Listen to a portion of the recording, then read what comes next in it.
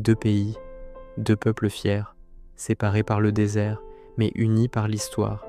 Le Sénégal et le Maroc ne se sont pas rencontrés par hasard. Leur lien est ancien, profond, presque oublié.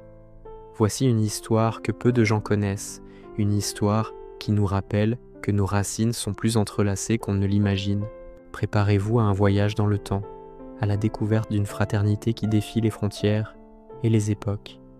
Restez avec moi, car ce que vous allez entendre va changer votre regard sur ces deux géants d'Afrique. Bien avant les drapeaux et les hymnes nationaux, bien avant que les cartes ne dessinent des lignes rigides dans le sable, l'Afrique parlait déjà d'une seule voix, ou plutôt de 1000 voix qui s'harmonisaient. Imaginez des caravanes interminables, des files de chameaux chargés de trésors traversant le majestueux Sahara. Ces routes commerciales n'étaient pas de simples chemins, elles étaient les artères vitales qui reliaient le cœur du Sénégal aux grandes cités impériales du Maroc, comme Fès ou Marrakech. On échangeait de l'or étincelant contre du sel précieux, denrée indispensable à la vie. Mais ce qui voyageait avec encore plus de valeur, c'étaient les idées, les savoirs, les cultures. Le désert, que beaucoup voient là comme une barrière infranchissable, était en réalité un pont vivant, vibrant, où les hommes et les philosophies se rencontraient. C'était l'époque où les commerçants étaient aussi des diplomates, où chaque transaction était une promesse d'amitié. Les empires naissaient et disparaissaient, mais ce lien, lui, perdurait, tissé dans la trame même du continent. Au-delà du commerce et des échanges matériels, il existait une connexion encore plus profonde, une connexion de l'âme. Le lien spirituel entre le Sénégal et le Maroc est peut-être l'aspect le plus fascinant et le moins connu de leur histoire commune. Imaginez de jeunes érudits sénégalais, assoiffés de connaissances, entreprenant le long et périlleux voyage à travers le désert pour aller étudier dans la prestigieuse université Al-Qarawiyyin à Fès, l'une des plus anciennes au monde. Ils y apprenaient la théologie, le droit, l'astronomie. En retour, de grands maîtres soufis marocains voyagèrent vers le sud jusqu'en Afrique de l'Ouest pour y diffuser leur enseignement, leurs pratiques spirituelles. La foi a uni ce que la distance géographique séparait. L'islam soufi, avec ses confréries comme la Tijaniya, qui a un ancrage si fort dans les deux pays, a circulé comme une lumière douce et bienveillante, créant un réseau invisible mais incroyablement solide. C'était un partage de sagesse, un dialogue des cœurs qui a façonné l'identité religieuse et culturelle des deux peuples pour des siècles. Ce n'était pas une importation, mais une conversation spirituelle. Puis le temps a changé.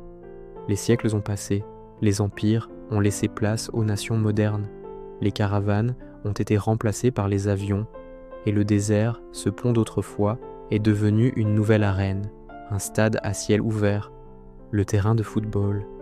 Aujourd'hui, la rencontre entre le Sénégal et le Maroc, c'est un événement qui paralyse deux nations. Sur le gazon, deux philosophies s'affrontent. D'un côté, le Maroc, souvent décrit comme organisé, discipliné, avec une intelligence tactique redoutable, un jeu léché qui cherche à contrôler le ballon et l'adversaire. De l'autre, le Sénégal, symbole de puissance physique, de vitesse explosive, une équipe indomptable qui peut faire basculer un match sur un éclair de génie. Chaque confrontation sur le terrain devient une bataille d'honneur, un test de caractère. Mais ce qui est remarquable, c'est qu'il n'y a jamais de haine, jamais d'animosité destructrice. Il y a une rivalité saine, intense, mais toujours empreinte d'un profond respect mutuel. C'est le respect de deux grands du continent qui savent que, sur le terrain comme dans l'histoire, ils partagent de bien plus qu'une simple compétition.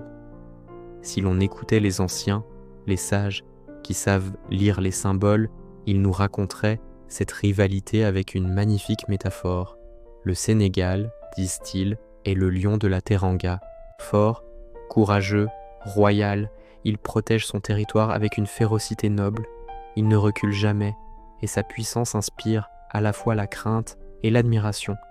Le Maroc, lui, est le renard du désert, rusé, intelligent, patient, il connaît chaque dune, chaque piège. Il observe, il analyse et il frappe au moment le plus opportun. Sa force ne réside pas dans la confrontation directe, mais dans sa capacité à déjouer les plans de son adversaire, dans son intelligence stratégique. Alors, quand le lion et le renard se rencontrent-ils sur le terrain de football, ce n'est pas une guerre brutale. Non, c'est bien plus que ça. C'est une danse, une partie d'échecs. C'est une leçon d'intelligence africaine. C'est la démonstration que la force et la ruse, la puissance et la stratégie sont les deux faces d'une même médaille, celle de l'excellence africaine. Alors, au final, que retenir de cette longue histoire ? Le Sénégal et le Maroc ne sont pas des rivaux, ils sont des miroirs. Chacun reflète une facette de la grandeur africaine. Quand le Sénégal, lion de la Teranga, soulève une coupe, c'est toute l'Afrique qui avance, qui montre sa force et son talent au monde. Quand le Maroc, lion de l'Atlas, réalise un parcours historique en Coupe du Monde, c'est toute l'Afrique qui est respectée, qui prouve son intelligence tactique et sa maturité. Leur histoire nous enseigne une leçon puissante. Nos différences ne sont pas des divisions, mais des richesses. Leur fraternité, née dans le sable du Sahara et nourrie par la foi, continue de vivre aujourd'hui sur les terrains de football. Deux nations, une histoire commune, et au fond, un seul et même destin africain, celui d'un continent qui se relève, fier de son passé et prêt à conquérir son avenir. Merci d'avoir regardé cette vidéo jusqu'au bout. Si cette histoire vous a touché, n'hésitez pas à la partager, à laisser un commentaire pour nous dire ce que vous en pensez, et bien sûr, à vous abonner pour ne pas manquer nos prochaines explorations de l'histoire africaine. À très bientôt.